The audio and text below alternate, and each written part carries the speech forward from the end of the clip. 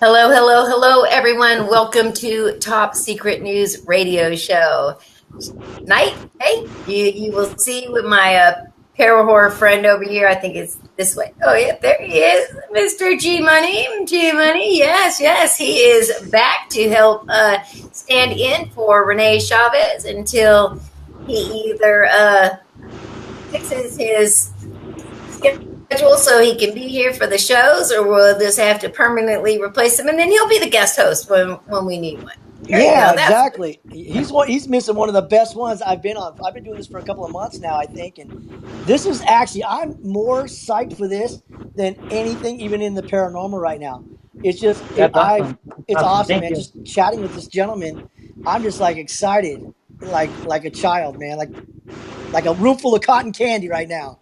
All right. Well, I want to thank everybody for tuning in tonight. I know that we've been away for at least a few weeks. It's been hit and miss with the shows. A lot of people know that my mom has been going through heart failure, so she had to have triple bypass surgery. She went in for surgery yesterday, and thank goodness she made it through the surgery well. She's recovering at this point, so just keep the prayers and everything coming her way. I appreciate all of the love and support that everybody has shown me. Man, I'll tell you, you never realize. Well, I do. Oh, hold on. Pamela is saying she doesn't hear anything. Let me type in there. She may need to refresh.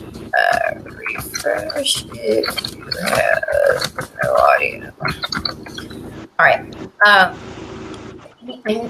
I know that there's a huge following for the shows and things like that, but I really never even, I guess it's hard for me to even fathom the amount of people that reach out to me when something, either with my own health or something major is going on in my life, because as much as sometimes I feel like I just want to be by myself and I don't want to have to deal with social media or the public or anything, it's just very private. I will get a chance and I start reading through things, and there's just so many amazing comments and private messages that people sent me, text messages, messenger, that they care enough that they took their time out during the day to check on me. George, you're always a great one. Renee too, you guys check on me on a daily basis, but just people even who I hadn't talked to for a very, very long time were reaching out. So I really appreciate all the support. And before my mom went into surgery yesterday, I was reading a lot of the comments that everybody was putting up for her, and she was very touched. So thank you so very much. I really appreciate it. And if you can see over on the other screen, we have our guest tonight, Jeff Woolwine. Thank you so much for joining us tonight. Yeah, absolutely. This is going to be a good one.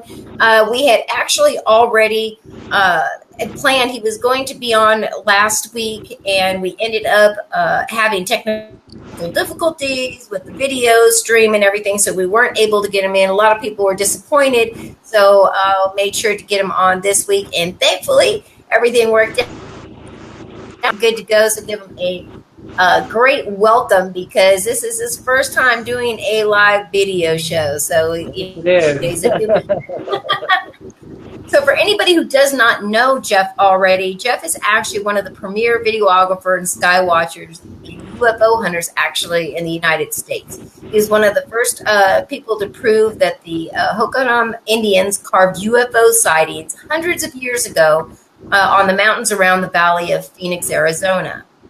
So his videos and research actually have captivated the UFO world. He's changed the way a lot of people understand UFOs through the rock art and his UFO sightings and investigations.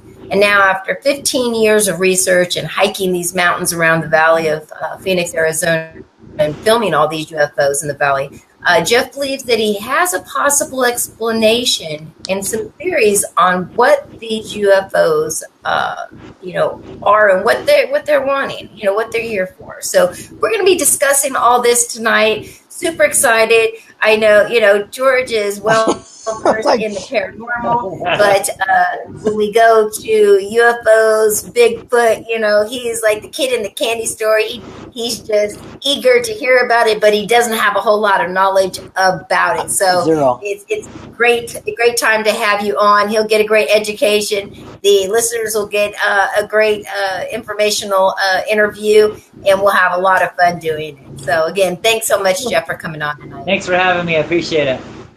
Absolutely. All right. Well, you've been doing this a long time. We've been friends. It's not, the first time that we have spoke. You actually finally are having a book that's coming out. You have done, as I just said, 15 years plus research hiking around the mountains of Phoenix, Arizona, which Right. we all know is actually a very big hotspot for UFO sightings.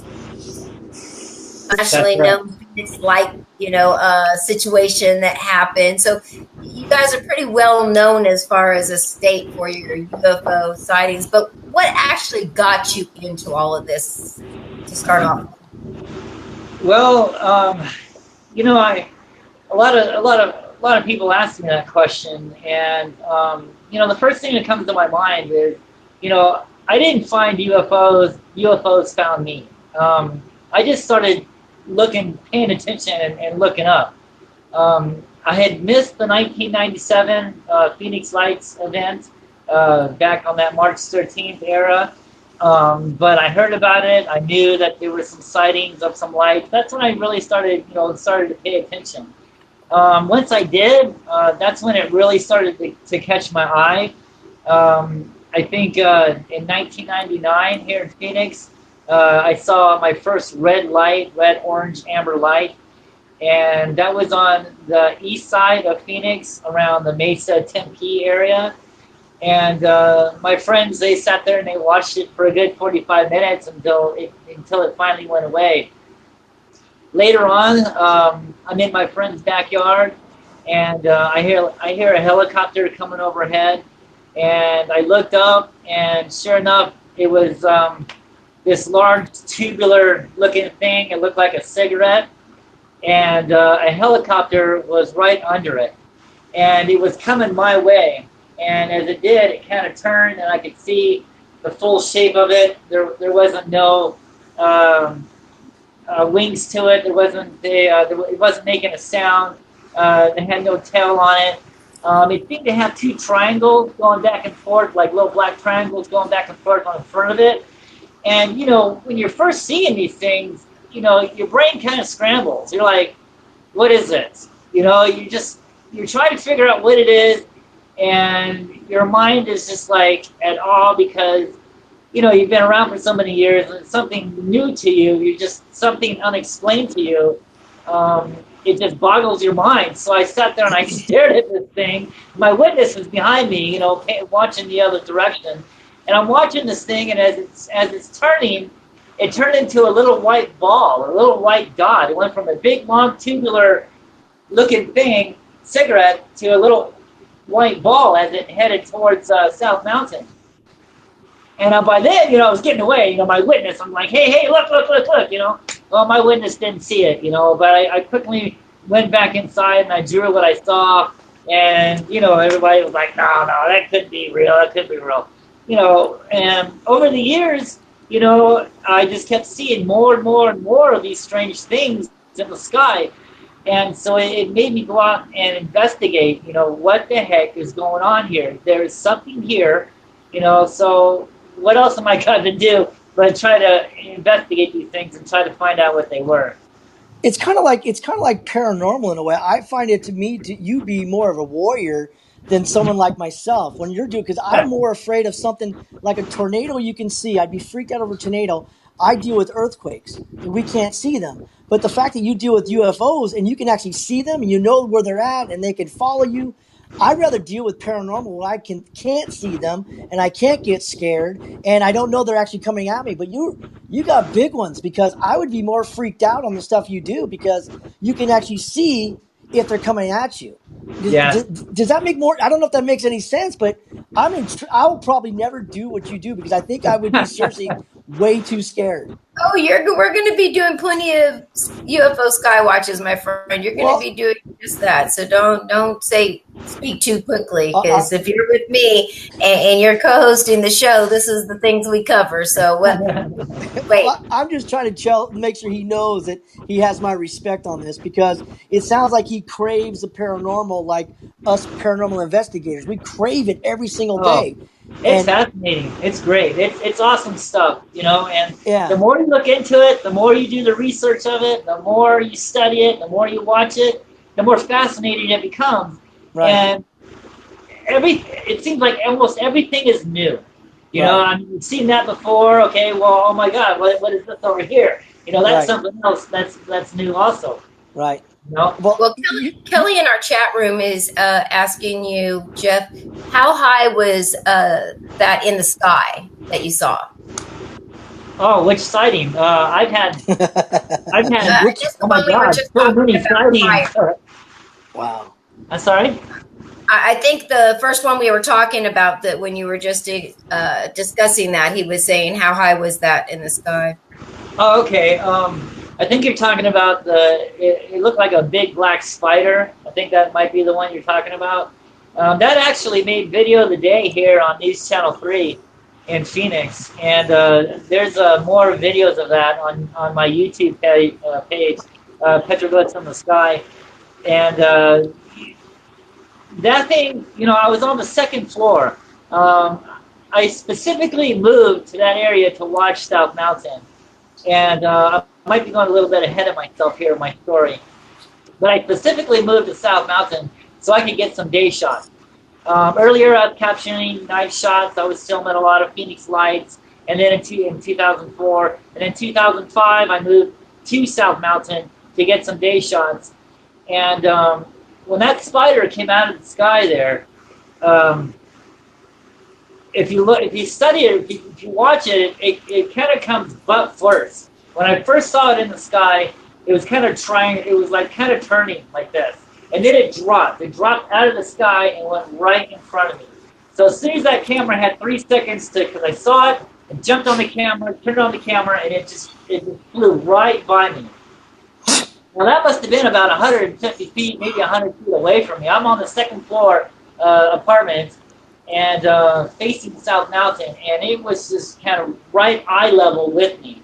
Now I kept the camera on it this whole time, and as it went past my window sill, that's when I got off the camera and to reposition the camera over here to get more video of it. And as I did, that's when I watched it again, and we had a set of palm trees over here to the right. And actually, what it did, it went over the palm trees, it zigzagged in front of me, and then it went straight ahead towards South Mountain. And that's when I got back on the camera and started filming it. So as I moved in the camera into position, it zigzagged in front of me, and then I jumped on the camera. And that's when we saw it fly over the camera, and it was flipping over on itself and doing all neat stuff.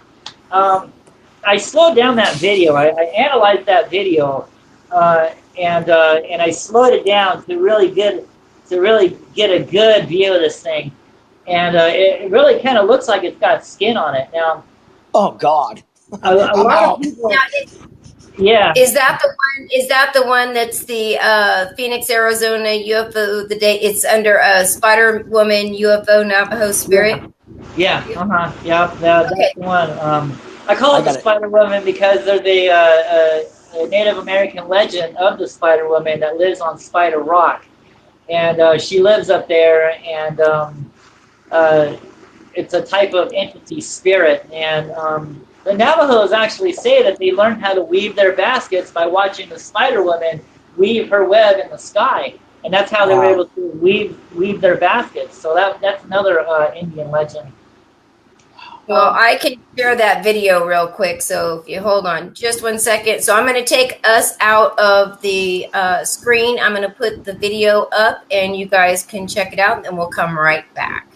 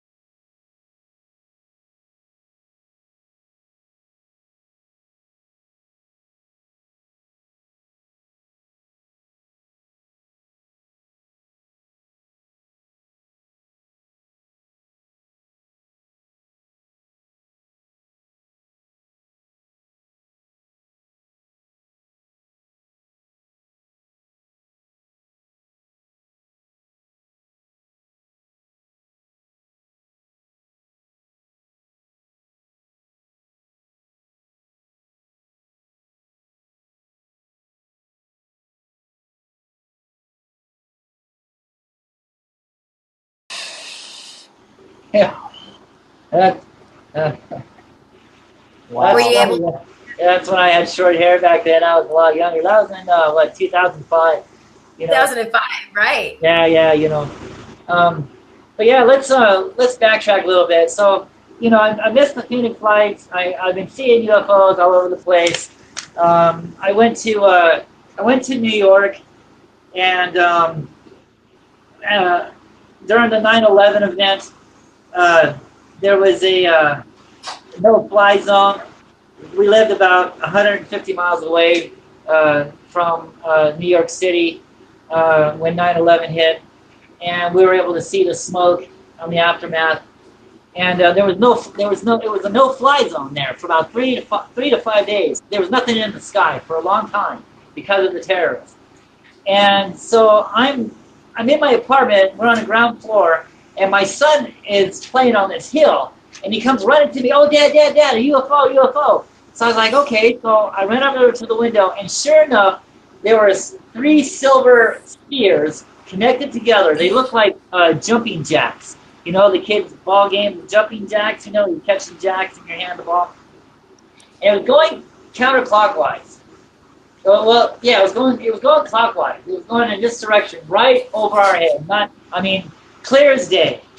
And there's what it looked like. I don't know if you can see it. Yeah. Uh huh. And so my friend, my son had his friend with him, another little boy, and we're watching this thing. And the little boy goes, "Well, it's probably just an airplane or something." And I'm like, "No, that's no airplane, man. That is something." And because I've never seen anything like that before, ever. And we watched it go over some trees into right over a park, and then another one showed up. It was a silver sphere with a white tail and a red tip, and it seemed like it was going to merge with these jacks. And as soon as it did, a tree got in the way.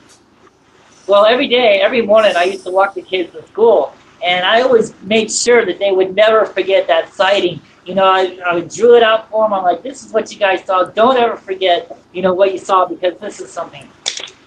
Well, in the meantime, I'm learning about UFOs. I'm studying about UFOs. Anything from Roswell incident to little green guys and spaceships That's what to scares me. Okay, hold on a minute. That's what scares me. Okay, because I've seen a lot of UFO movies, and I'm not going to lie to you, man. I joke around a lot, but I'm not joking about what we got going on today. That's what scares me. It's a green okay. man with the radars, and they see you and they shoot you, and you turn into dust. I've seen many movies, and I'm going to stick right now with the paranormal. But I think that's what's wrong with us in this world.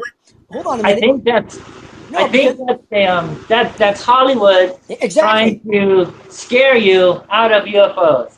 Now they have the right intentions. I think in a way maybe you should be afraid of these UFOs because hopefully we have enough time to get into this. This is awesome. We got all Um, night.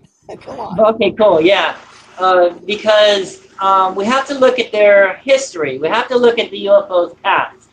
And from what I'm gathering on the mountains and the rock carvings out there on the mountains, not only here in the Valley of the Sun, but all over the world, it's the same story. Yes, I think there is somebody else watching these things also. There's black helicopters, yes. There's white airplanes, yes. They watched me for the longest time. I have video of this on YouTube. In my book, I show photographs of the airplanes that were watching me, of the black helicopters that were watching me. But I've never run anything to do. I've never had the Men in Black come in and invade my apartment and grab all my data. I'm global. I went all over the world with my information. And I have never once been threatened. I've been watched by, I guess you could call them the Men in Black, but I've never been threatened or harassed or anything else like that. They simply just watch me watch the watchers. I call these UFO watchers. And I think they understand what's going on. A lot of people ask me, well, how come, if the UFOs are here, how come they're not landing on the White House lawn and letting everybody know that they're here? And I think the reason because of this, I think we have to look back in their history. Now, the rock art, not only the rock art, but the Bible. If you're researching the Bible, if you believe in the Bible, it talks about these UFOs. It talks about what these things are. And it talks about, especially in Genesis 6, now it says that these Nephilim, these things came out of the sky and they ascended onto earth. And they took the women as brides to produce giants, a race of giants. Now, that story is interesting because that is the same story that I'm finding out here on South Mountain and all the existing mountains around the world. It's the same story of these things interacting with mankind. Something went wrong and they disappeared. Mankind disappeared. Okay, so the archaeologists here in Phoenix, because Hohokam is a Pima name for the people who are gone, the people who are missing. All right, because we don't know what happened to these people. Now, the archaeologist wants us to believe, well, they got too hot here, they migrated somewhere else. Okay, if that's the case, where did they go? We can't find any evidence on where they went. They were here, there's evidence they were here, now they're gone, and this is the same story with other tribes around the world, that they were there, and then all of a sudden they just disappeared. What happened to them? Okay, but the archaeologist wants us to believe, well, they migrated somewhere else. But there's no evidence on where they went. They're gone. Okay? But when you look at the petroglyphs, when you look at the rock art out here, and you examine what's going on out here, it tells a story. All right? These are the history scrolls of the ancient ones. Okay? They're talking about what happened to their people. And it does show these things interacting with mankind. Okay? The same type of stuff that we see in Mexico is the same type of stuff we see here. We find the altars. There were sacrificing altars out here on South Mountain, and I've even seen Mayan art. Okay, out here on South Mountain. So yes, we have the population from Mexico is here and exists today, and so yeah, it was a reference point, and they all these tribes from all over the place came to South Mountain for worship, trade, and for sacrifice. And it was sacrificed for these entities, for these Phoenix lights, for these beings, for these creatures in the sky. The legend goes on to say that they reigned here, they ruled here for 1,000 years. And then all of a sudden they were just wiped out, they were gone. When you look at the petroglyphs and when you talk to some of the Native Americans who will talk to you about this, because most of the Native Americans is considered taboo. We're not supposed to know about these things. We're not supposed to understand what's going on here. A lot of them that will talk to you that has the true story, will be hesitant to tell you what's going on. I've talked to a lot of people, a lot of Native Americans, and a lot of them just are simply, not credible. But then the ones that are credible are the ones that don't want to talk about this. Right. And the reason is because they understand what happened to their ancestors. They know that something happened, and these creatures from the sky took these people away, carried them off into the sky. You ask them, well, what happened to your ancestors? And they will tell you that the devil came from the east and took my people away. Now, this is the same story I'm finding on South Mountain, on the glyphs, on not only on South Mountain, but all the mountains around here in the valley, are these flying creatures picking people up by their head and carry them off into the sky. Oh, no way. Okay, so wait a second. I'm not trying to get off. You are very intelligent, and you've drawn me in, and I'm listening, and I'm like in a trance right now. My question to you is, do you feel like there's some changes going on that we're close to having them land? Do you see changes happening that you're getting more and more sightings, or they're getting more close? Do you find it to be do you find anything changing that we might be seeing something sooner than later, that they may land or they may get closer to us? Yes, something is definitely happening. That's not the answer I was looking for, but thank you so much. Sorry, we talk about the truth on this show. If you haven't known. Bitch. Well, thank you. I'm gonna have nightmares tonight. God damn it. Well, hopefully, I can ease your mind up just a little bit No, I'm giving. I'm as we just go very. on. I'm very. But Yeah. but yes, Well, hold on just a second. Kelly in our chat room is asking, where is the best area to have these sightings and look for these petroglyphs that you found around, or where do you go in Arizona? okay, any mountain that has petroglyphs in it, um, especially spirals, you really want to look for the spirals um, because those are the doorways. God, it's just They're- like paranormal. There's like. yeah, Oh wow. you want to look for the spirals because those are doorways. Okay, those are doorways into the fault lines, into the stone. The sun has everything to do with it on certain seasons. Hopefully, we'll get into that subject later. But yeah, fault line, anything with a fault line, anything that gathers up energy. For instance, a power plant. Okay, so when I was first Pat's watching these Phoenix lights in 2004, I watched these lights the whole summer of 2004 over a power plant on the east side of South Mountain. Now, this is significant because I found old maps of where the Holocom used to live. And right there, where this power plant sits today, was the heart of the city for the Indians here in Phoenix, Arizona.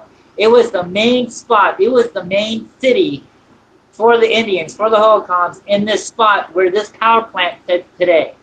And this power plant is bored down into the fault line, and it's generating energy. And these UFOs, these Phoenix lights, were hovering over that power plant almost every night in the summer of 2004. And once I realized this, it has everything to do with energy. It has everything to do with the fault lines. That's what made me go towards the mountain because, I made the news in 2004 like 4 or 5 times, and at the end of it, the end result was I'm seeing flares, from Davis Monthan Air Force Base, Of 150 course. miles away, and I'm going, that's crazy, man. These lights are huge. They're in the city. They're right there next to South Mountain, man. That's not flares. There's no smoke. If these are supposed to be flares, then we'd see the smoke, we'd see the airplanes dropping these flares out, and the flares don't last that long, all right? And they don't sit in formation either. If you see some of my videos of 2004, these lights are in formation. We've got triangle formations, we have lightning bolt formations, we have formations going all across the sky. I mean, it's crazy, okay? And there is no airplanes dropping this out. But there is somebody else watching what's going on out here. These little airplanes, I noticed these little white Cessna airplanes. Now, this is neat because in 2004, these little airplanes would hover a few miles up in the sky and wait for these lights to appear. And when they did, these airplanes would zoom in after these lights. Now, these airplanes aren't there to investigate them or to check them out. They're there to get them away from the area. And that's exactly what was going on. When these lights would do their formations over that power plant, these airplanes would zoom in after them, and within about a 1.5 mile radius of the lights would disappear. The airplanes would come in and circle that power plant for like 5 minutes, go right back up into the sky and wait, and the lights would reappear, and here come back the airplanes. And this went on through the whole summer of 2004. And so the end result was flares. I'm seeing flares, and I'm like, no.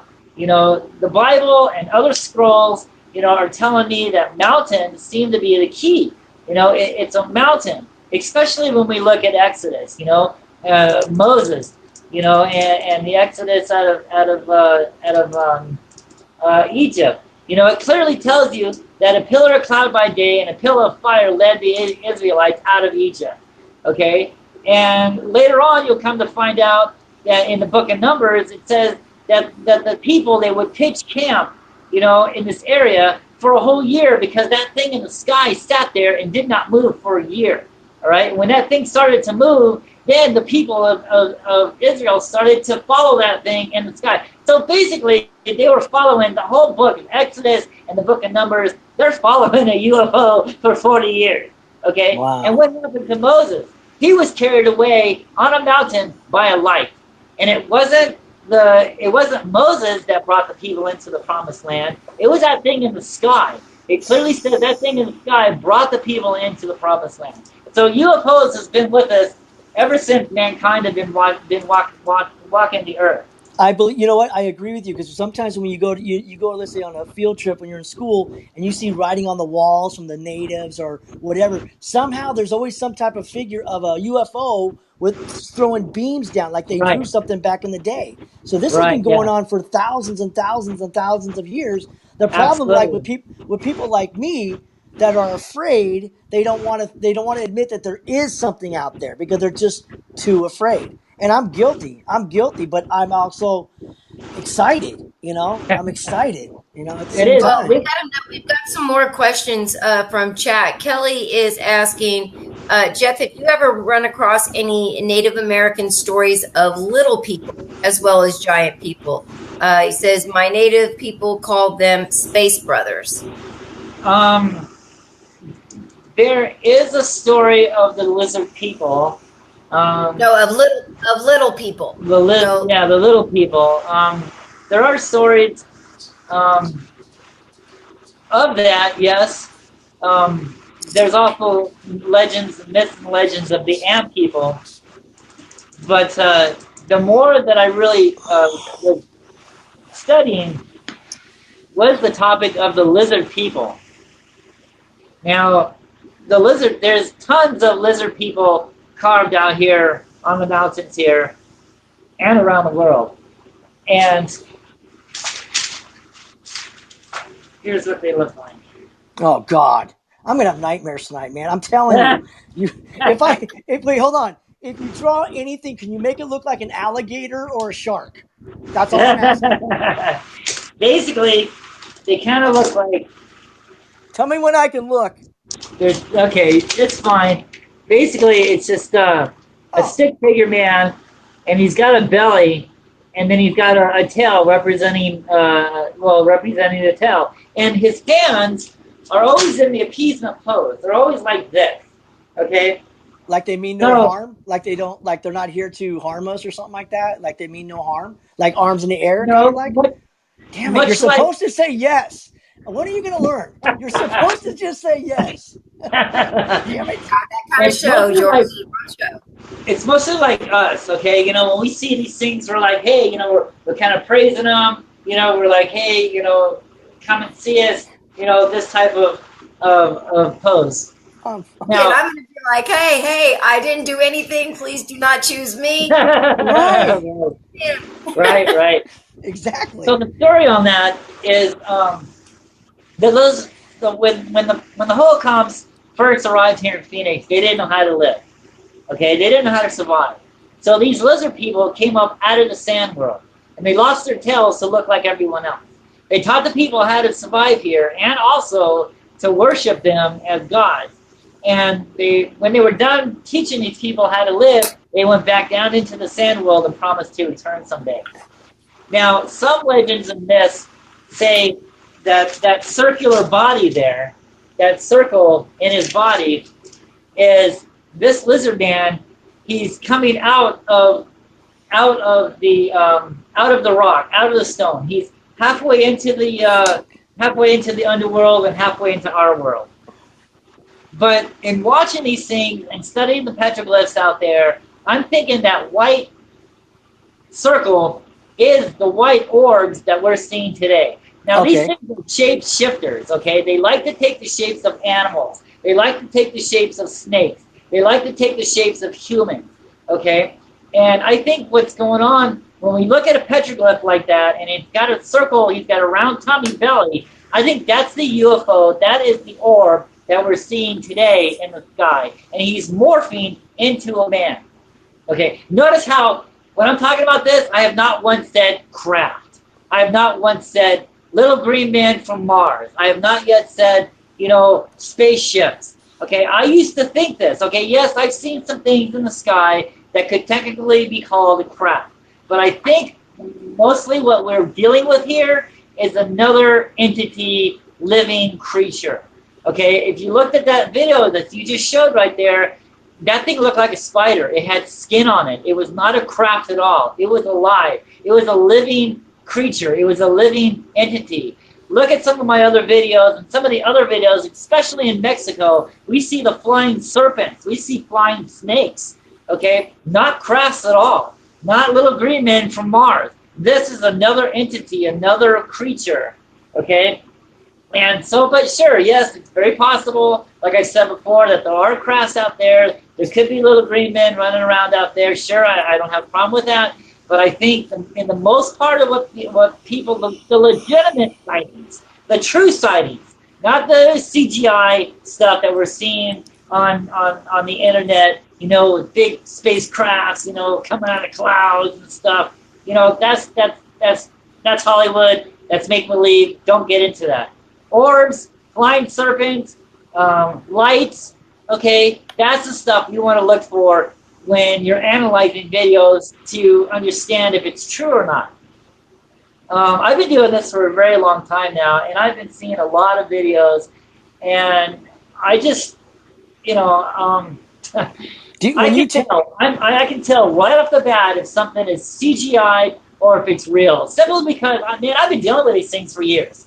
Okay, right. I've been seeing them. I know what they look like on film. I know what they look like in the sky. I've done all my damn tests on balloons. I filmed balloons and what balloons look like. I filmed flares. I went out to the military base. I looked at the flares. I looked at all these possibilities on what it could be. A kite, you know, trash. I've done it all. I've studied the sky. I love your energy. Everything, right. So I know what is, if something is a UFO and if something's not a UFO. When you take data, like I assume you take a lot of data, information, you write down certain numbers, whatever it may be. Do you find it to be like, you know, when something's really going to happen, like if the moon is full or if it's not full or whatever? Good. Yeah. That's a great question. So, okay. Well, if you want, I can actually show a couple of. We can look at a couple more videos. Let me actually take us out, and we're going to show this one, and then we'll talk about this one, and then I'll grab a couple other ones as well. So just okay.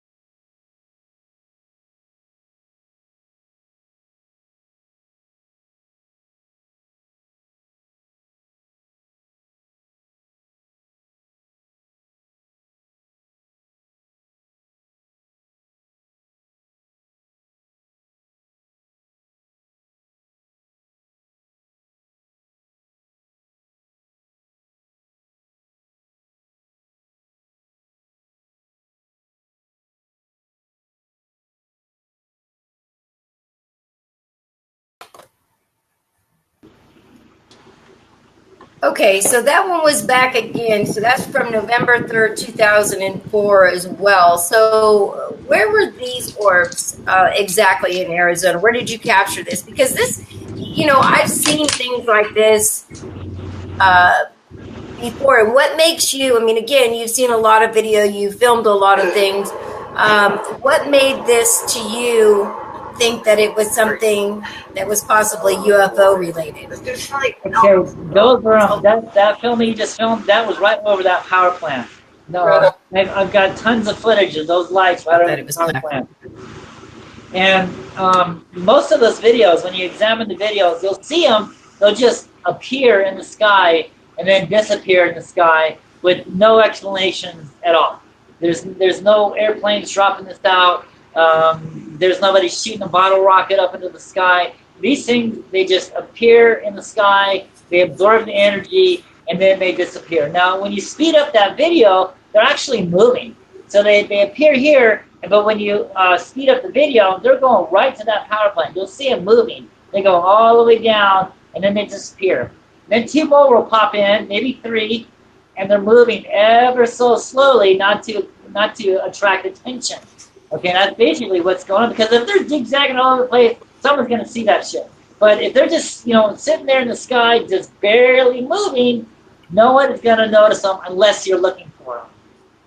Now the question is, so how can you predict on how to see these things? Now this is in my book. I go into more great detail on this, but I pretty much did what the holocoms did. It has everything to do with the energy and the way the sun is, and the equinox and the solstice. Okay, so they track these creatures. They track these UFOs, and how they did it is they would take a boulder towards the equinox and the solstice.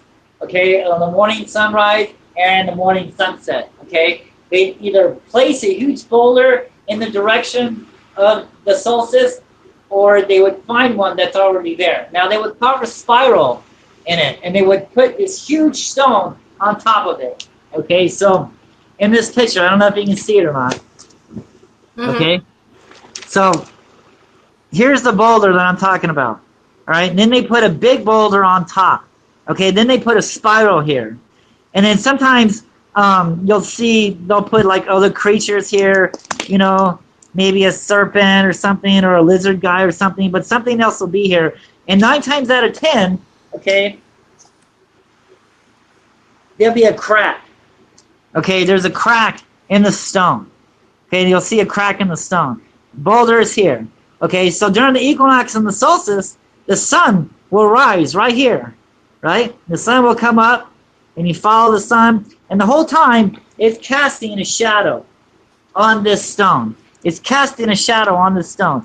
Until about 12 o'clock, 1 o'clock, it's completely shooting a shadow from this stone. This is the shadow here. Okay, and it's cutting through the spiral.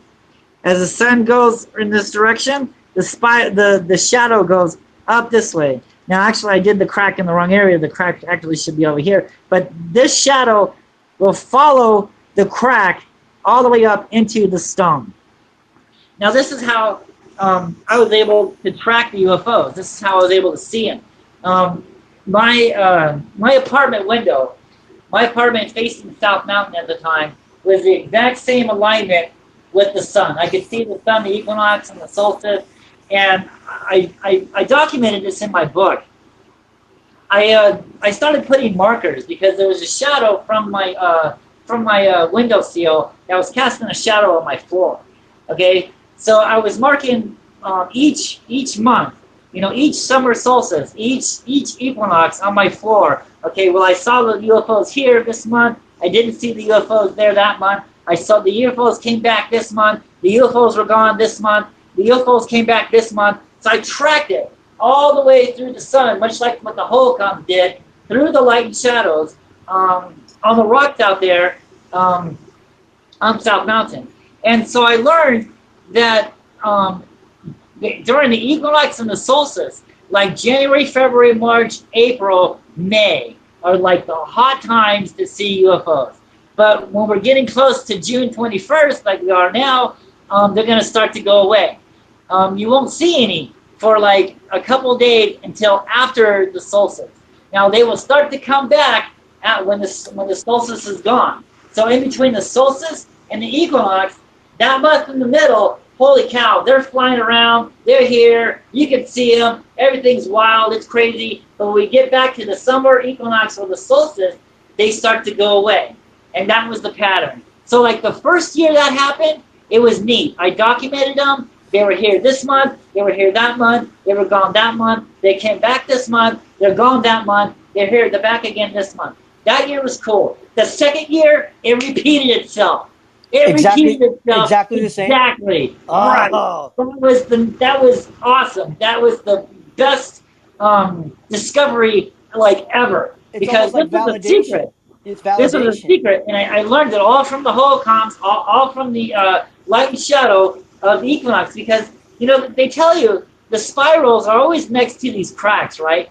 And when I had a Native American was teaching me on the cracks, on the spirals, on the light and shadow markers, on the equinox and the solstice. At that time, I'm still thinking crafts. I'm thinking, nuts and bolts and technology, but he's telling me that this spiral next to this crack is actually the doorway. So you see a spiral, and it's got a crack next to it. That crack is the doorway into the underworld.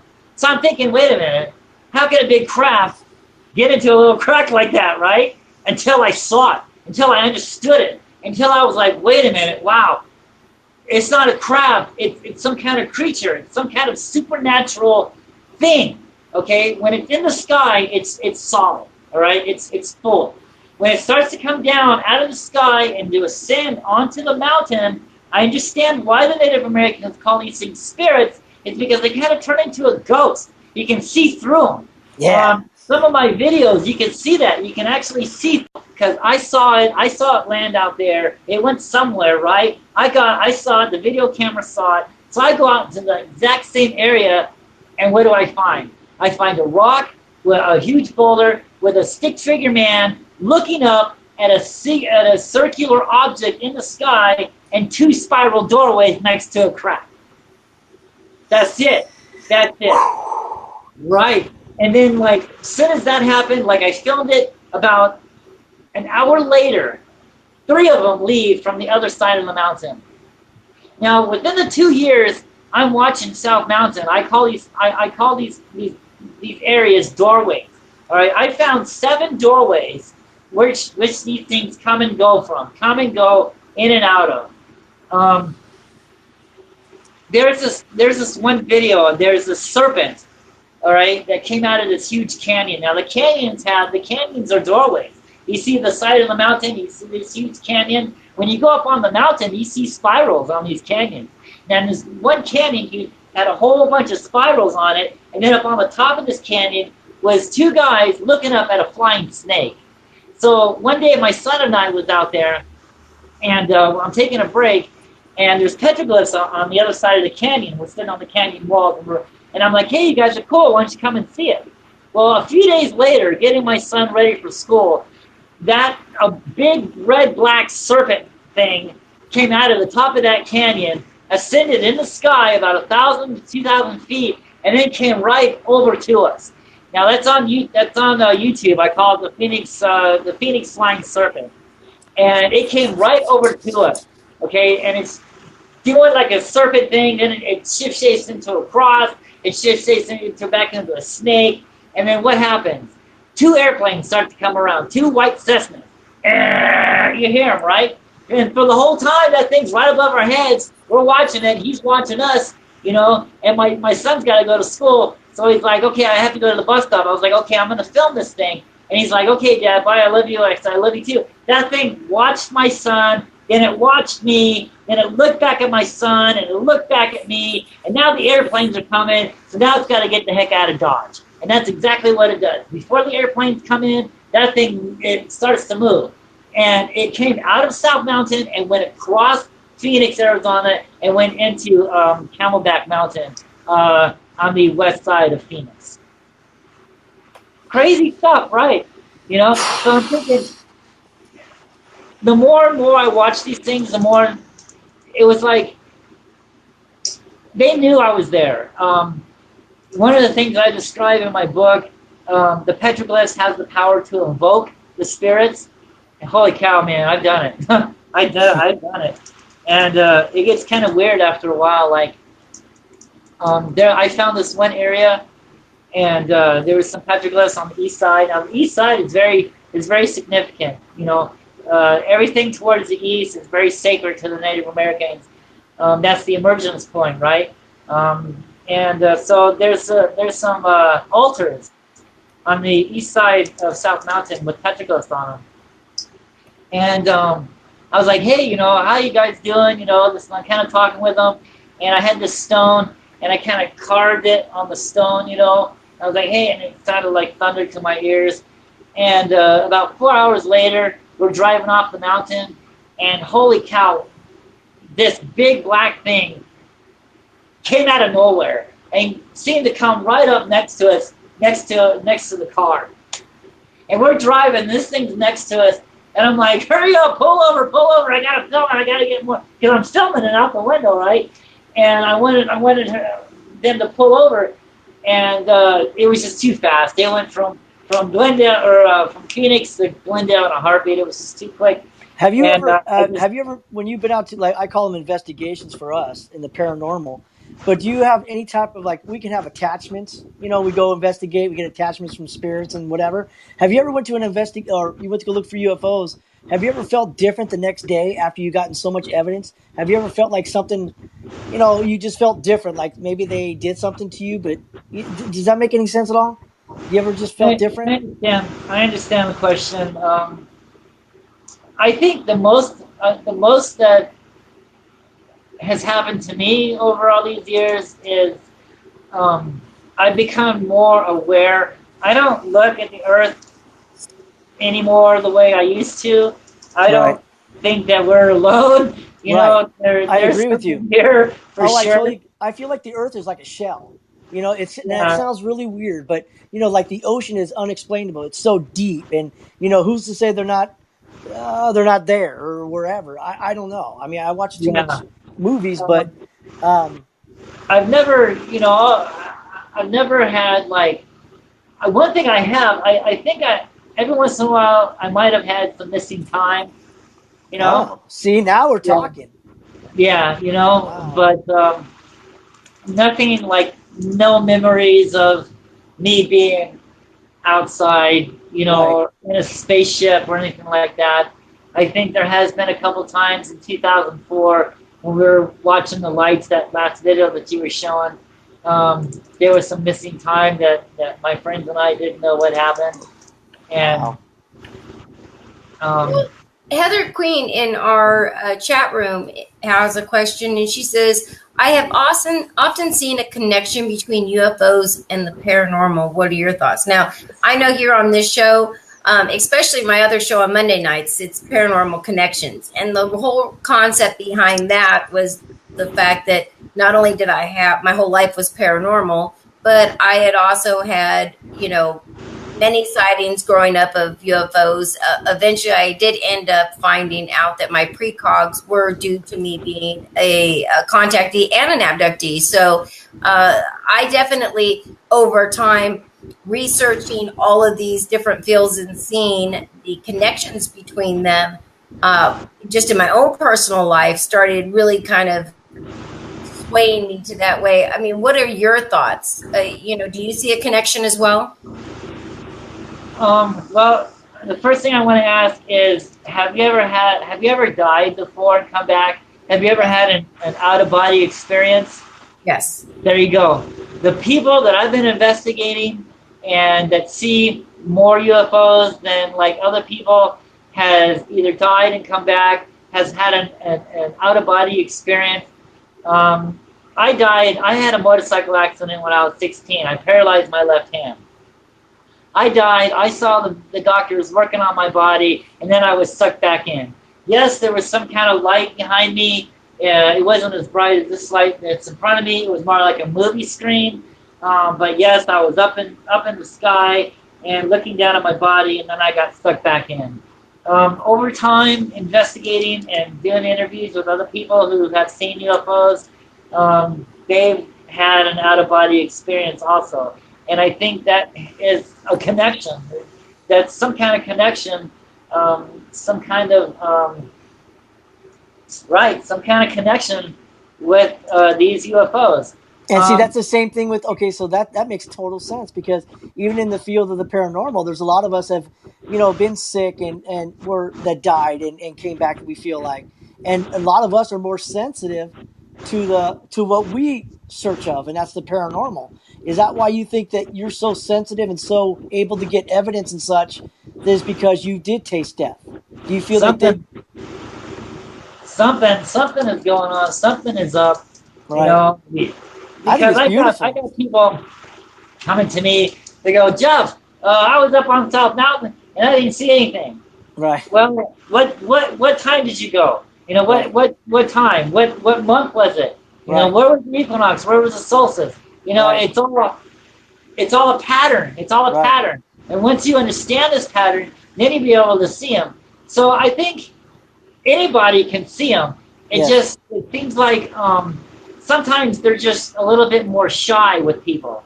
Okay, so I've got this hiking buddy named Jason, and we go up on South Mountain all the time. Now it took us 5 years, 5 long years. He knows I've seen UFOs. He found me on the internet. He's found the tombs that I've been finding. We do a lot of hiking.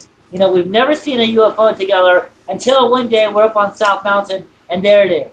All right, we see this orb. I get it on film and it's right there. And we were just appalled with it. We were like, wow, that's cool. You know, I've been praying for this day for 5 years, 5 long years. But then there's other people that have been around me, such as my son or my new wife, you know, and boy, we're seeing them all the time now. You know, Wow. all the time, all the time. You Wow. know, and apparently she has had an out of body experience also. Okay, there's somebody else that I've been talking with who has had an out of body experience, and he's seeing a lot of UFOs too. Okay, so I think the conclusion to that subject, I think everybody can see them. You just need a lot of patience, a lot of dedication, a lot of faith. Once my book comes out, it actually teaches you when to look, what time to look, what direction to look. It talks about the solstice, the equinox, the energies, and all this crazy stuff that no one has ever really known about. Like, I didn't have none of that when I was going into this. Everything is first-hand experience. Lots of years of research, lots of years of tracking these things down, hunting these things down, understanding the Native American myth, understanding the petroglyphs, seeing what's out there, being out there on the field. And nobody had that. I had to learn all of this on my own.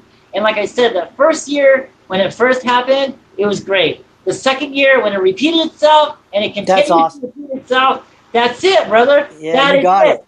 That's the secret, right? You know, and if you Yeah. can just figure out that pattern, then you'll be able to see them. Okay, so but then again, some people are more inclined to see them more than others, and these things don't make any noise. They don't make any shadows, so you won't know they're there unless you're paying attention, unless you're looking up. I'm Right? so That's how I found them. Is I was simply looking up, and I started seeing them all the time. right. All right, hold on just a second. I'm going to drop us out so we can scroll through some of these pictures that you sent because of Awesome. these petroglyphs. So drop everybody out real quick.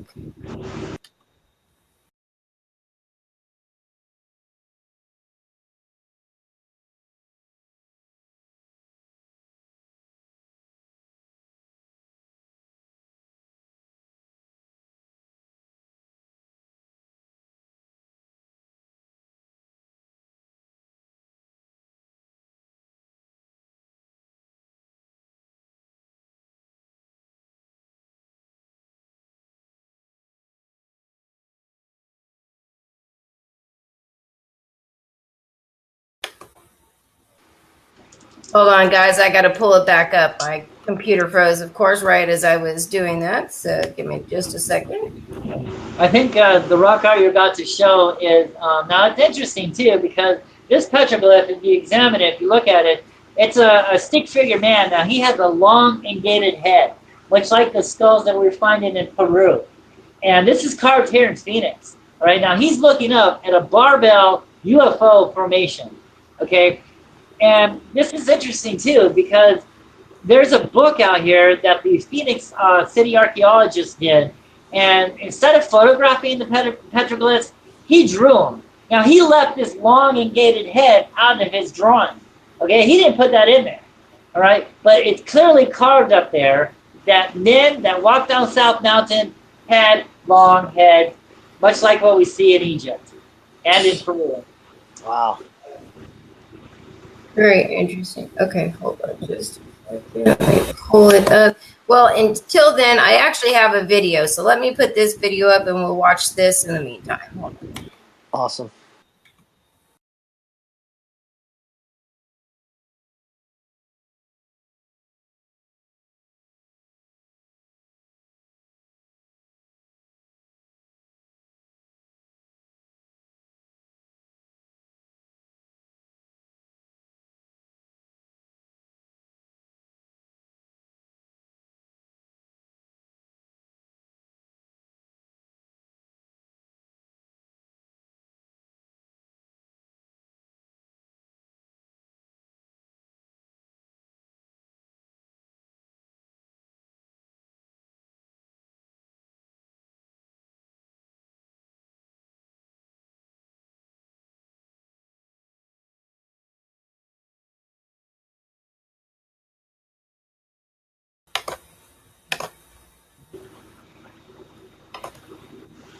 Okay, so in that video, what is it that we're seeing in that one?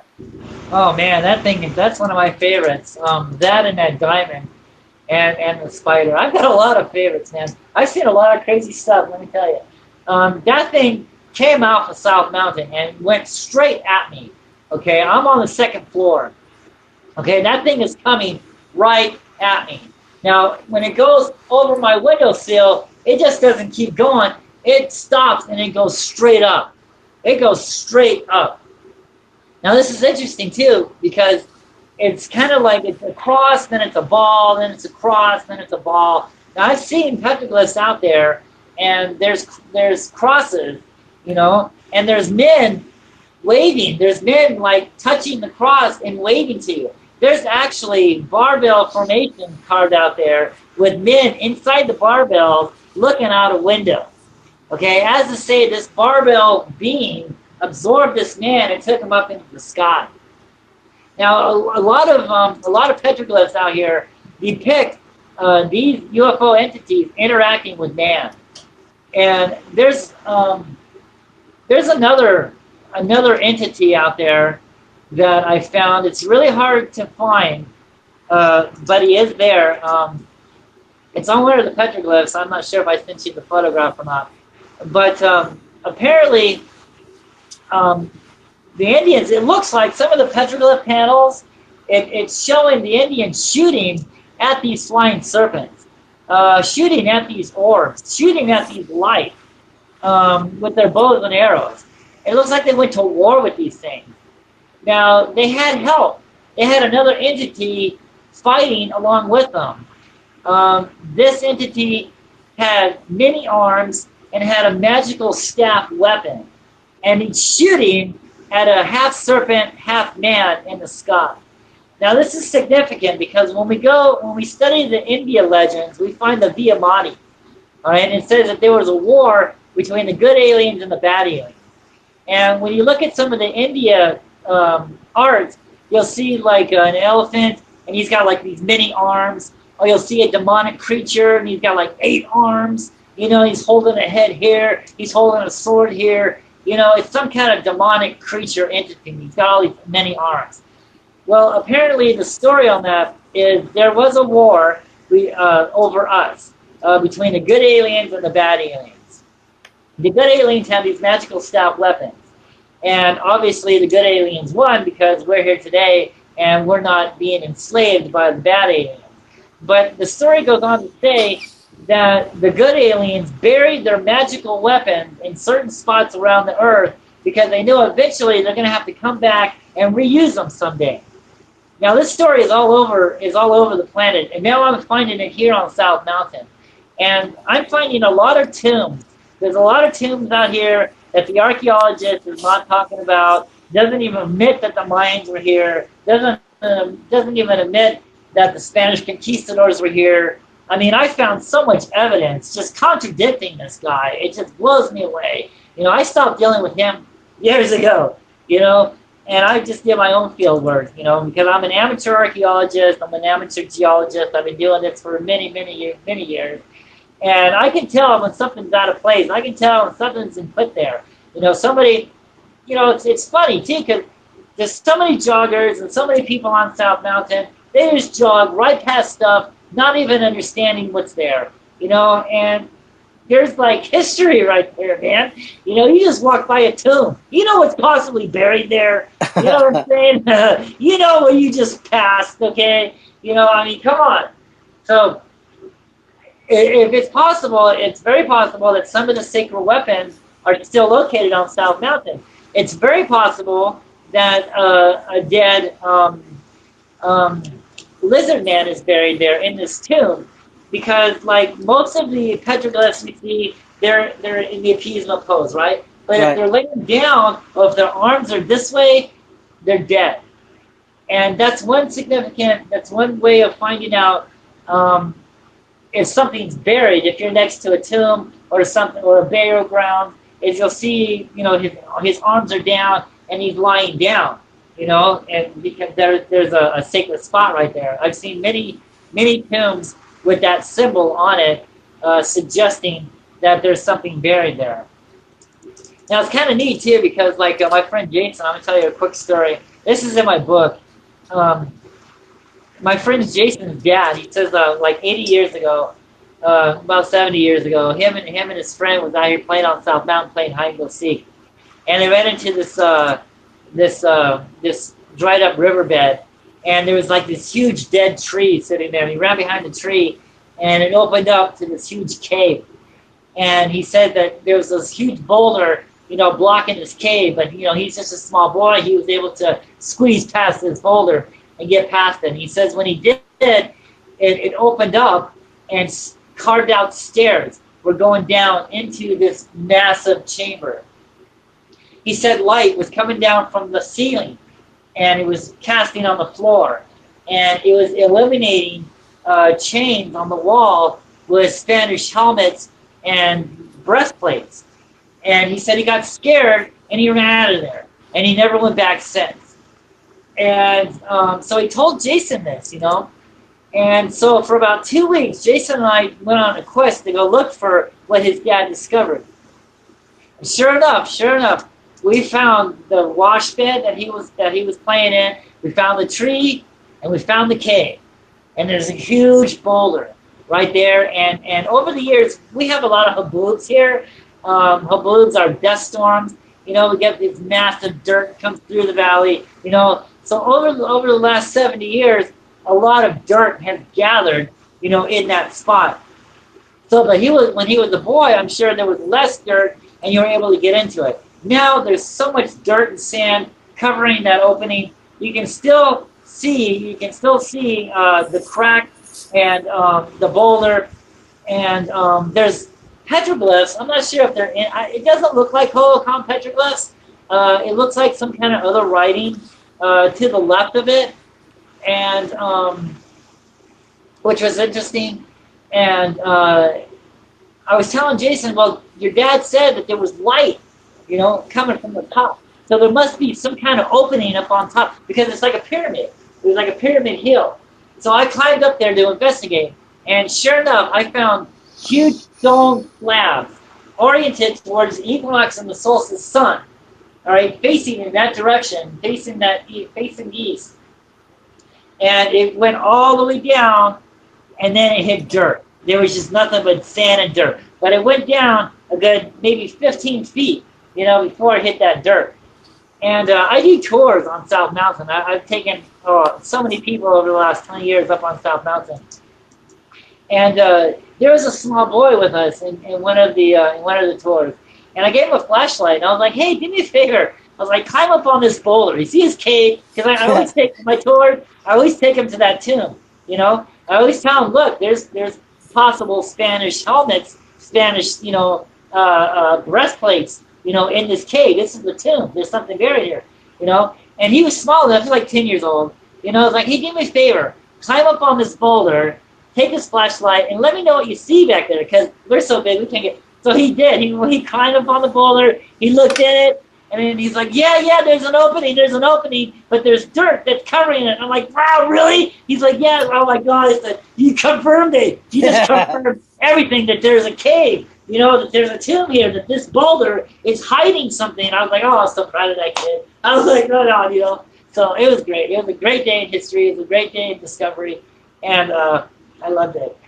And so yeah, there's so much history out there on South Mountain that people are overlooking. It's not talked about, and I think the reason is because the first park ranger, his name was Charles Holbrook. Now the Indians entrusted Charles. I go into this into my book also. The Indians, they trusted Charles, and they told Charles about the tombs, the lights, the Spanish were here, the wars that went on here. I mean, all this crazy history that's not told to us today about Phoenix, Arizona. And he was there to protect the tombs. And there's a story that these four crosses by the Spanish conquistadors were somewhere on South Mountain back in his day. And I'll lead up to my point here in a minute. And one day, Charles Holbrook, he found it. He found the crosses. But he didn't tell anybody where they were. until about a year later when the city of Phoenix made this new map of Phoenix. This is probably back in the early 1930s.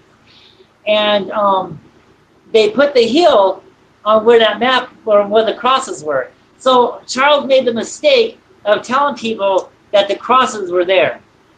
Well, once word broke out, some vandalizers, some kids went up there, tore down the crosses, digging a hole, looking for tombs, gold. Because back about 70, 80 years ago, that was the thing. There's mining gold here. People digging for gold. They were looking for treasures. And it was still in the mindset back in that day. So when Holbert told people about the crosses, some people went up there and destroyed them. That sucks. Well, it pissed off Charles. It pissed him off really bad. And for many months, Charles was trying to get the city of Phoenix to go back up on South Mountain and rebuild the crosses. And the city of Phoenix didn't want to pay for it. But they said, if you and your friends want to go up there and do it, that's okay with us. So the story goes on to say that it looked like a bunch of ants climbing, bringing up concrete and rocks and boulders up the side of the hill. And the children and the wives sat back and was giving out sandwiches and lemonade, and they made a picnic out of it, and they rebuilt the crosses out there on South Mountain. A tragedy happened, though. One of his friends rebuilding the crosses had a heart attack and went up the hill and died. And that's pretty much where the story ends, like right there. The history on that part, the story ends.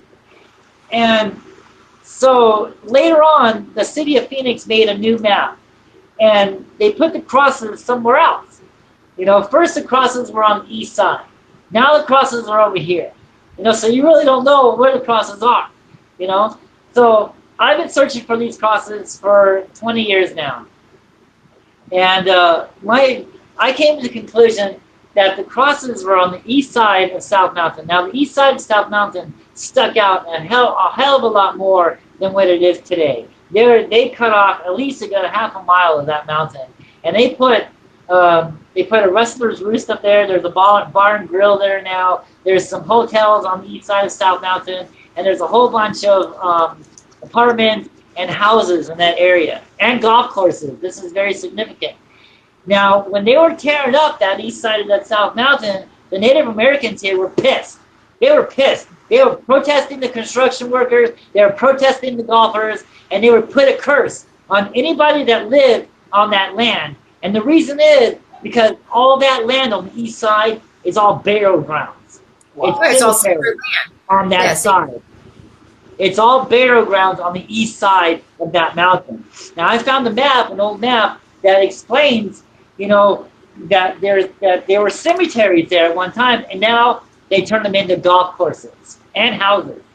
So the people living next to that mountain, especially like around central Arizona or central Phoenix, Arizona, on that South Mountain, when you look at north and you see the golf courses all around the east side, those are all cemeteries.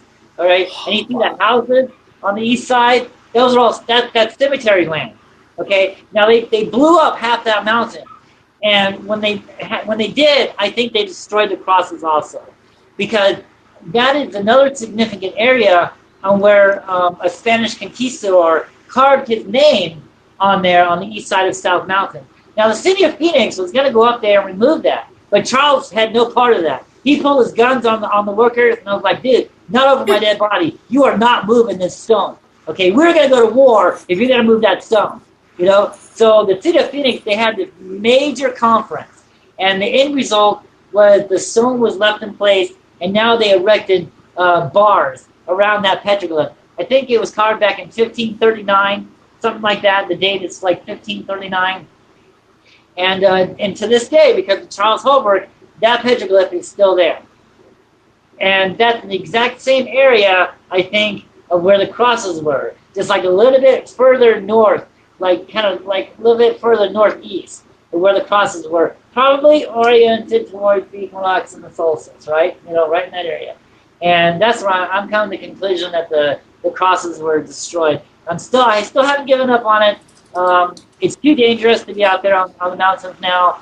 all these people coming into Phoenix, going up on the mountain.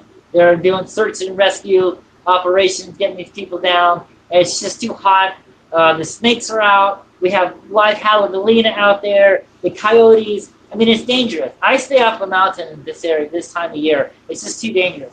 But when it starts to cool down, you only have this small window of opportunity, you know, when the snakes are sleeping, when the dogs are sleeping, when the javelina is good, when the weather is just right, you know, and it's not that very long of opportunity to get out there, and that's the time to go to explore. So as soon as it starts to cool down, I'm going to go back out there and look, and I'm still looking for those crossings. I haven't given up on them totally, but I talk about them in the book. Awesome. Well, let me go ahead and put up the pictures now that I found them again. So give me just 1 second. Out.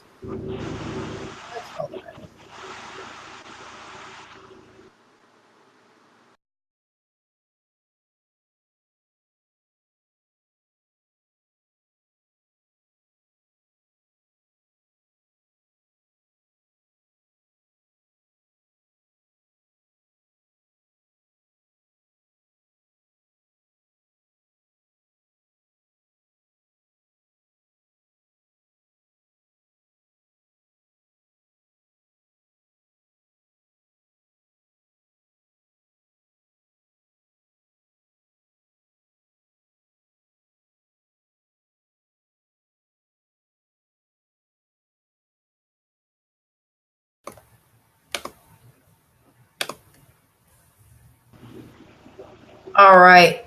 So those are some of the petroglyphs that you've taken pictures of.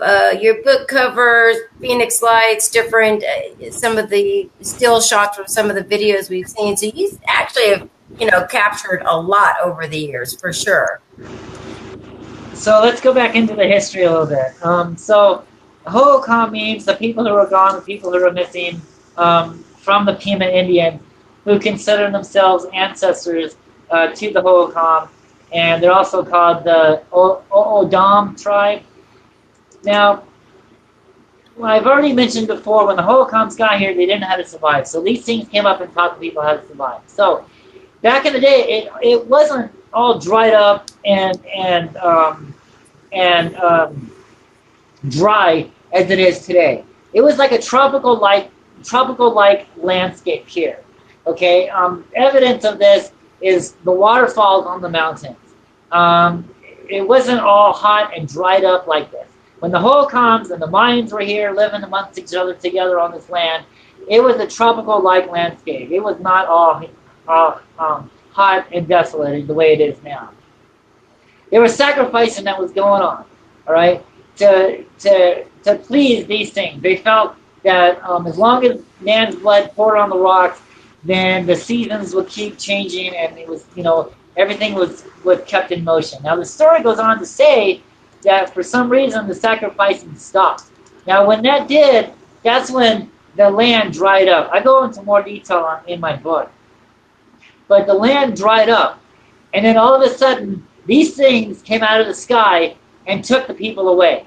They captured all these people. They took them up into the sky, never to be seen again.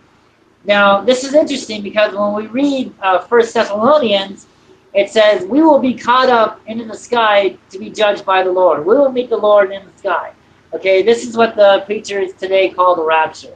All right, and when we look at the petroglyphs and when we talk to some of the natives here that will actually talk about this, they will say, yeah, they were taken away. They were caught up into the cloud.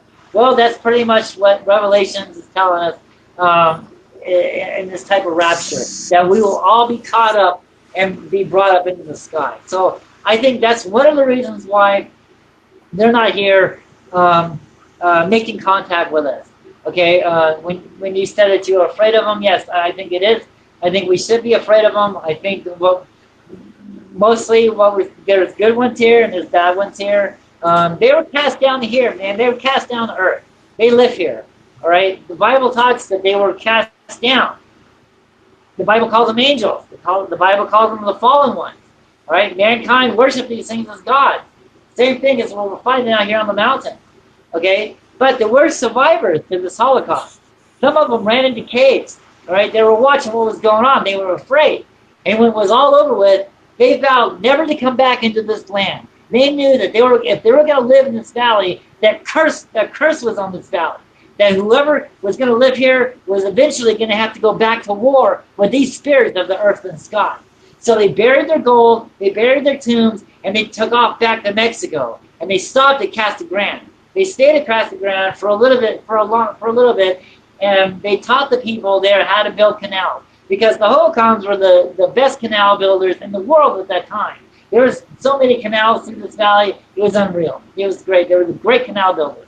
So they stopped off at Casa Grande, and there's like a little sanctuary. There's a little equinox and solstice marker out there in Casa Grande, and then they ended up going back to Mexico, where they originally came from.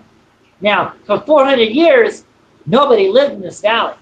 All right, there was tribes on the outside of this valley, but they would see the lights. They would see the Phoenix lights too. They knew what these things were. They saw these flying serpents. They saw these flying orbs. They saw all this crazy stuff going on in this valley, and they vowed never to come into this valley. For 400 years. This is the reason why. Because the archaeologists wants us to believe, okay, they went somewhere else. That's what happened to the Hohokam. Well, when me and you move, we take our belongings with us. But when the Hohokam left, they left everything behind. They didn't take anything with them. Everything was still in place. Nothing is missing. So how's that possible? They would at least take, their pots. They would at least take their clothes. They would at least take something with them. But no, they disappeared and they left everything. So everything was still intact. When the first settlers finally came back into this land, Jack Spelling, he was the first settler to come into Phoenix, Arizona, and start farming again, and start planting again, and getting stuff motivated again. But that was like 400 years later, And so the Indians knew for years that this place was cursed, and only the wise knew what was buried here and what was eventually to come. So when people ask me, well, how come the UFOs? I mean, we see them in the sky, but how come they're not coming down and talking to us? I think it's not time yet. It's not ready yet. Okay, because we have to look at the history of them. The history tells us that mankind needed them to survive. All right, if UFOs are coming down here to land, it'd be front page news, for about a week. But then everybody would have to go back to work. They'd have to go back to school. They have to go back onto their own life. That's not what they want. All right, when we look at the history, mankind worship these things. We were sacrificing our children. We were sacrificing our enemies. We were shedding blood for these things. Okay, people from miles around, all over, came to this valley, came to Mount Sapoa. That's the original name of the South Mountain, Mount Sapoa, Mountain of Mercy, because this was the gathering place to do their sacrifice and worship and portray. People came from miles around to this mountain, to this valley, to see the crazy things that were going on here. And when it stopped, that's when the curse started going on. Oh my God, they were taken away. Oh my God, we're not going to live here again. Okay? So, if the UFOs came down and said, hey, we don't need them. My whole point is, we don't need them right now. All right? But if something was to happen in the earth, say like a nuclear war, 2/3 of the population is gone, okay, there's no food, there's no water, right? But they see a light, okay? And a light comes down out of the sky and he turns himself into a man. Just like with the petroglyph show out here on the mountain. These things are shape-shifters. They like to take the shapes of man. This is how they fooled mankind last time into believing that they were gods. If they turned themselves into a man, they taught the people how to survive. If one came down and said, hey, look what I can do. I can make the rivers run clean. I can give you food. I can clear up the air for you. Worship me. I am God. This is what I want. That opened up the whole book of Revelation there. That's a whole new set of words there, buddy. You know what I'm saying? This is what we're talking about, Revelation. He is not the true God. He is not the true Messiah. He is the devil come to fool mankind once again as he did before. Let me ask you a question. And then, I'm sorry. Go ahead. With all this this is a stupid question maybe, but with all these volcanoes erupting, we've had 3-4 of them erupt in the last few months, and there's a lot. Do you think we're actually making them mad that they're actually like I don't know, are we being taught a lesson right now, or do you think it's just the pressures? And what do you think? Bottom line, are the volcanoes something that we should worry about? Do you think this has everything to do with everything from from aliens and whatever?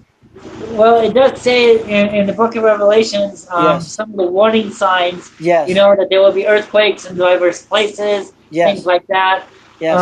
I think it's a natural occurrence. I think things are really escalating. Yes, we're at the end of days. That's why we're seeing so many of these UFOs now. Is Right. because something is about to happen. Right. First, I think they were imprisoned for a long time until the end of days. Now they've been released. Right. Something is going on. It's Our just unheard. generation, It's just unheard of with all these volcanoes. I know we're talking about right? something else, but there's definitely something. I mean, Christina's called it out a few months back that watch out for this, watch out for that, and then we've had Yeah, earthquakes, and she called it out within 24 hours. And it was like a 4.9. I don't remember what it was now, but she yeah, called it out. But what I'm trying to say is there's a lot of stuff going on right now with these volcanoes. The Earth is uneasy right now, that's right. and I think you're absolutely right. I think there is something bigger than what we've been dealing with. It's going to happen. It's just a Right. matter of when, and I think it's going to be Something is soon. going on. I think it's going Yeah, to be soon. something is going on. The government knows this. I'm not telling people because they don't want to cause panic. Because Yeah. why? Because what did we just cover here? We covered Right. the history on UFOs, and the Right. history isn't good. Right. You know what I'm saying? So if Yeah. they're here to cure AIDS, if they're here to cure cancer, if they're here to cure food, hunger, and starvation, sure, it'd be great. But that's not the point here. The point is they want us to worship them again as it was in the beginning, right? Makes They want sense. us to sacrifice. They want us to But in a worship way, them we are as God. sacrificing. In a way, we are sacrificing. A lot of people are dying from these volcanoes. I don't mean to keep on Yeah, picking the volcano, but we're losing thousands and thousands of people. Like what just happened was it Guadalajara? Was it Guadalajara? Where was the last one? yeah, yeah, Guatemala. We lost 3,600 people. I mean, I think yeah. it was a lot of people. To me, that's a Yeah, sacrifice. So what if that's a that's good what? point. Maybe that's what's going on. We just lost 4,000 people that we know of. Maybe that's a part of the sacrifice that we're that Good point. That's a you good know. point, right? Well, here's a question for you, Jeff. I mean, I'm getting some questions through Twitter, but this is just one of my own. With all of the sightings that we're seeing, especially over the last few years when it started to really increase, how many of these do you actually think are UFO or some kind of crafts, opposed to it being back engineered by our own government and it's our own stuff up there?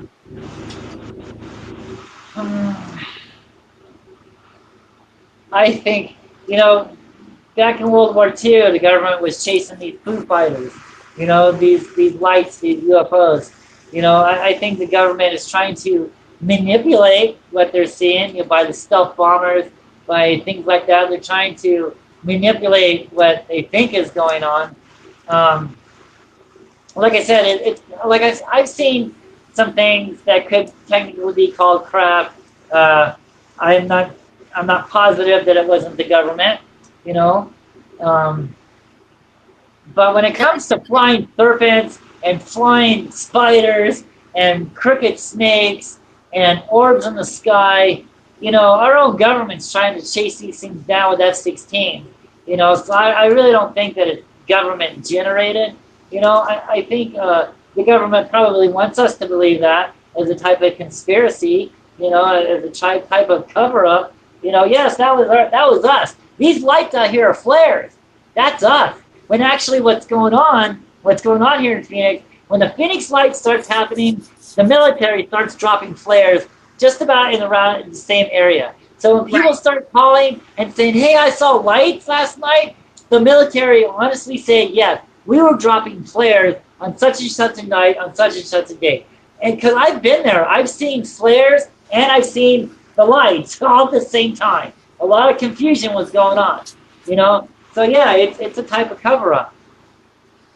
Wow. Well, I'll tell you, us humans are not the smartest people. We're not. Us humans are not very intelligent. Whatever you ever thought about what all these spacecrafts that we've actually captured? Do you think we're just getting how we build our some of our spacecrafts? They're finally just looking at the spacecrafts that they've actually, let's say in Area 51, they probably have a flying saucer. Do you think that we're building and we're just matching to what they have up there? Does that make any sense at all? Like some of the Yeah, aircrafts that they, no, I don't know if it does. Some of the aircrafts that we have are just like, how did we think about that? I mean, I don't know where they're getting their ideas from.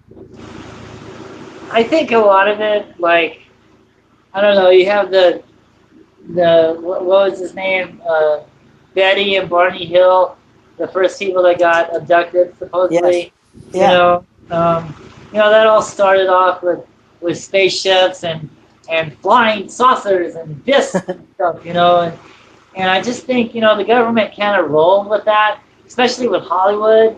You Yeah. know, just to undermine UFOs, just to try to make fun of UFOs, And try that's to so, scare the people yeah. into alien abductions, Yeah. anal probes, crazy stuff like that, so people will be afraid of UFOs. And I think it's probably a good idea, but I think if they really want the public to be afraid of UFOs, then they should teach them about the damn things in the first place. These things are here. They live among us. These scientists Absolutely. was SETI and looking for life on the outside of the solar system when the damn thing's been here in our backyard this whole time. They've been here on the mountain this whole time. I don't. You want to call them extraterrestrial? They're interterrestrial life. Just as the oceanographers are finding new species of life below the oceans, this is another species of life above the oceans that the scientists fail to acknowledge. The government knows that they're here. Scientists doesn't want to admit that they're here, but there is something here. Okay, and whether or not you want to believe it's nuts and bolts and spacecraft, that's fine. I think what's going on here, what the public is majority seeing, is another creature, is another entity, another living being. You see 5 lights out there, you're not looking at a cloaked ship with lights. You're seeing 5 entities, 5 conscious entities who knows who's looking at them and who's not looking at them, right? My point, we're at Circle K. My wife and I were at Circle K the other day, and there was UFOs, man. There was these orbs going back and forth, and when they noticed that we were watching them, one came right over her head, man. It was crazy. She was getting a little scared, She's getting a little nervous. Oh my God, it's coming right at us, And it was cool because, like, sometimes I get them over to the apartment, like, all the time. When those things are here, I mean, they come and see me. They let me know that they are here. And we had an appointment that day. We were videotaping them in the sky, but we had to leave. You had an appointment. So we had to go down and get some gas. And when we did, they came from my apartment and started ahead. They were following us. They followed us at least, 15 miles down the road, and then all of a sudden they started popping up right above our head. So they know who's watching them and who's not watching them. Oh, they know you. They you know what? They know exactly who you are. That's They for get sure. crazy, yeah. I think going up there so many times, no one has ever done this in such a long time. Is actually acknowledged them. Sometimes they are looking for attention. That's why you see them in the news a lot. Like they'll make this big mass sighting, like March 13th, 1997. They want to be seen. It's not time for them to make contact, but they want people to know that they are here. So they make a big spread so that people notice them, right? And then everybody sees them, but then they all go back to work, they all go back to their life. But there's a few like me, like some of these other sky watchers, they go and investigate them, and when they do, they like that. They like the attention. You start paying attention to them, they will start paying attention to you. And maybe that's what we need to keep doing, is keep paying attention to them. Right. Because if we don't, they may just get a little upset, and then they'll do something more drastic and maybe do some harm. We need more sky watchers. We need more people watching the skies with video cameras, and bringing this stuff to the news, getting this down to the public. Not this CGI crap that we're seeing, not this computer-generated stuff. All that's Hollywood. It's, it's just really, It must make you mad. It must, because it does, and the drones. We have a lot of drone sightings now, so we got to understand what is a UFO, what is a drone, what is an airplane, what is a kite, what is a bird, what is a balloon, what is a flare. it's We work so hard in what we do. I mean, Right. it's paranormal. It's like when you're out there, working so many years to bring forward some evidence, and then you've got all these people who are faking stuff with the ghost apps and trying to put it out there as real. And then so now, I mean, and it only takes one to come out and everybody say, oh, it's a lie or it's fake. And it could be absolutely true. I mean, and that's the problem. The better the evidence is, the more people think it must be fake because they think so much is out there that it's so confusing. Unless you really know what you're looking at, it is very, very, very hard to decipher anymore because the software out there is just so good that it is very hard to tell. That's right. That's true. My videos has been analyzed by Jim Delatoso. The publisher of my book wants me to announce the LNM network has looked at my videos and nothing. There's no hoax or anything like that. I mean, my stuff is legit. I've never changed my story. Once I found out what these things are, from the holocron carving, from the investigations, from the things I see in the sky, I mean, I've never changed anything. And not one person has ever discredited me. I mean, sure, they call me, oh, he's seeing flares, oh, he's seeing balloons. Okay, reenact what I just filmed, dude. You think that I'm faking this, then I want to see, evidence. No, nobody. All the 20 years I've been doing this, not one evidence of anything, of somebody, oh, this is what Jeff Woolwine is filming. Bullshit. That's never happened. And it won't happen. The only thing it's going to say is real UFOs, real orbs, real flying serpents, real lights. That's the only thing that's going to compare to my work is what other people from all over the world is seeing the exact same thing. It's interesting, too, because I did the pilot for the UFO Hunter show, and then later on, when the show got on air, I did the show on the History Channel. I took them out there on the mountain, and they're telling me, now, Jeff, don't go saying angels. Don't go saying entities. Don't go saying spirits. Don't go saying creatures. He goes, you're filming a lot of crazy stuff, and people aren't ready for this. And I'm like, dude, they better get ready for it because it's here. If you're gonna, I mean, what the hell, And they didn't want, and back in the time, back in that day, my theories was just the theories, because you can hear the narrator say on that video, is Jeff Woolwine a madman or is he a genius?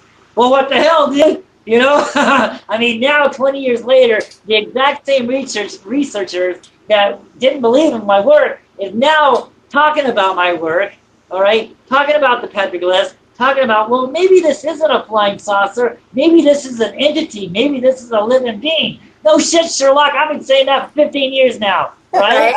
Right.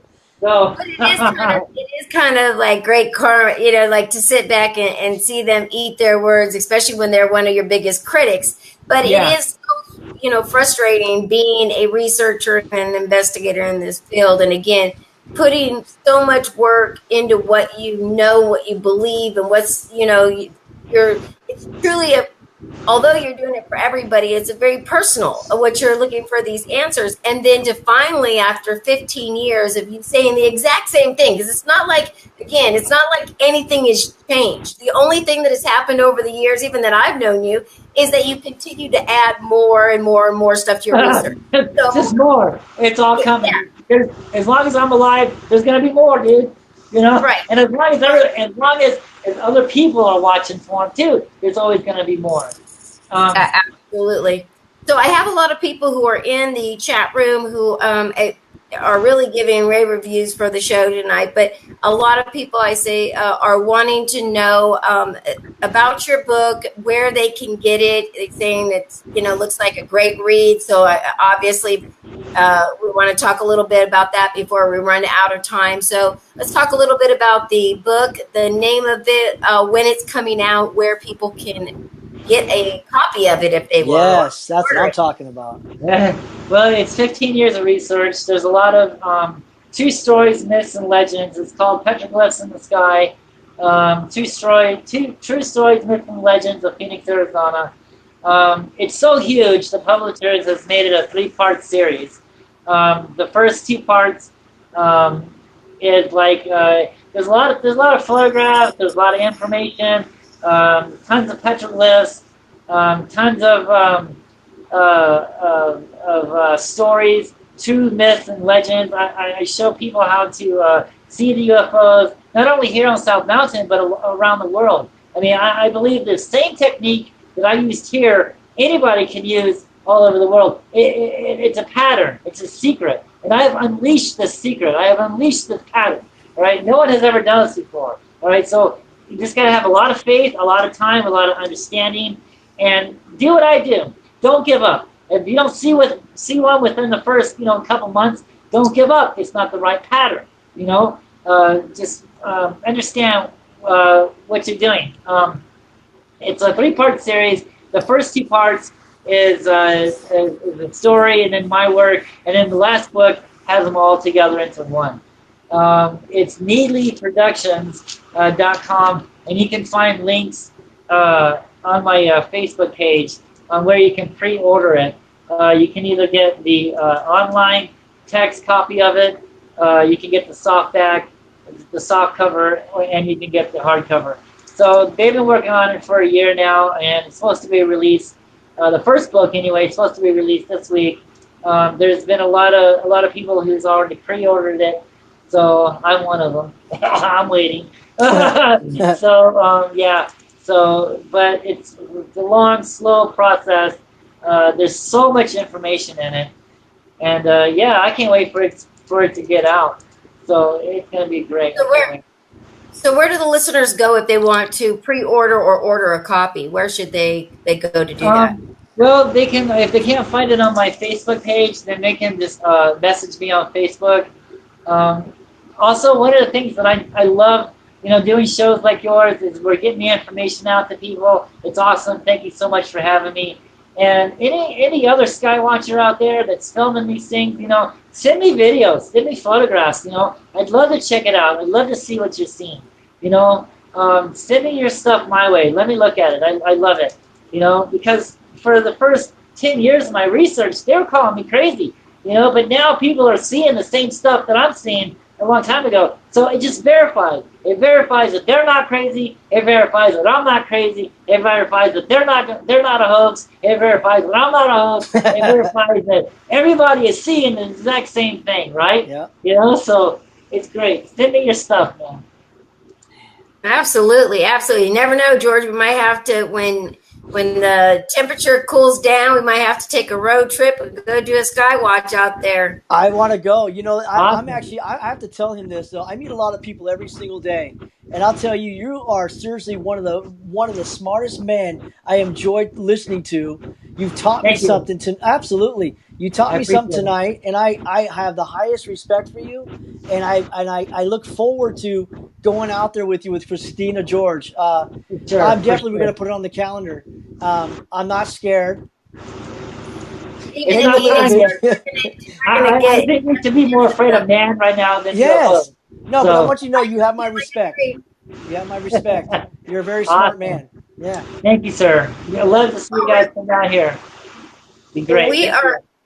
We were at the end of the show, but again, Jeff, thank you so much for coming on. Again, absolutely. You always have, an open invitation. Anytime you've got some new stuff, some breaking news, anything you'd like to share, all you got to do is reach out to me. You always are welcome here on the show. Thank you. Lots of people are saying that they're going to be adding you, so I would expect that you are going to be getting some friend requests from listeners and people in the chat room. So really, everybody loved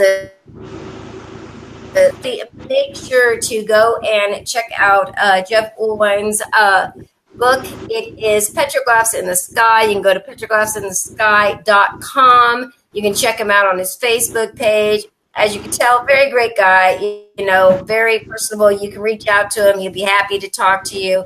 And we will definitely have him back in the future. Thanks. Great. Thank you so much. That's awesome. Thank you. Welcome. And thank you to everybody who tuned in tonight. Again, sorry about the hit and miss shows. Just a lot's been going on, but I think that we've returned with a great guest to start off. Absolutely. A lot of great topics that are going to happen this summer. And man, oh man, we've got stuff happening all over the place. I will tell everybody, though, if you are on the East Coast in the Pennsylvania area, Friday, July 13th and Saturday, July 14th, I will be out there representing Paranormal Connections radio show at the Horsefly Chronicle House, a notoriously known super haunted house, private residence in Easton, Pennsylvania. They've got a portal. They've got some demonic activity. They've got a little bit of everything. And anybody that's gone there has had some very, very interesting personal experiences. And not only will we be doing dinner with the ghosts there, but I will also be spending the night in the portal room over the weekend and be doing some live streams. So, awesome. Yeah, that's going to be an interesting one. But definitely the tickets are almost all gone for the weekend. So if you are in that area and you want to join us, 5-star dinner, 4-course meal, dinner, dessert, the whole 9 yards, and an investigation afterwards. You can't beat this. Make sure to come out and join us. Get your tickets as soon as you can. You can find them at the dinnerwiththeghost.com and get your tickets. We're going to be all over the place. The team is already traveling. They've been out in Arizona. They've been out to a bunch of different locations. We're going to be in Gettysburg. So we'll be able to find us all over the place. So if you have a good haunted location out in your area that you think would be a great place for Dinner with the Ghost and you'd like to see us come out and join at the location, make sure to reach out to me at paranormalconnections@gmail.com. All right, everybody. Go ahead. Awesome. Thank you. You are very, very welcome. All right, everybody. You have been listening to Top Secret News Radio Show on the UPRN Talk Radio Network, 107.7 out of New Orleans. And we will be back next week for another great show. Never know. UFOs, abduction, precogs, FEMA camps, conspiracies. You never know where we might go with the topics. Join us next week and find out. Have a great weekend, everybody, and I will see everybody on Monday. Got a great show coming. Good night. Good night, everybody.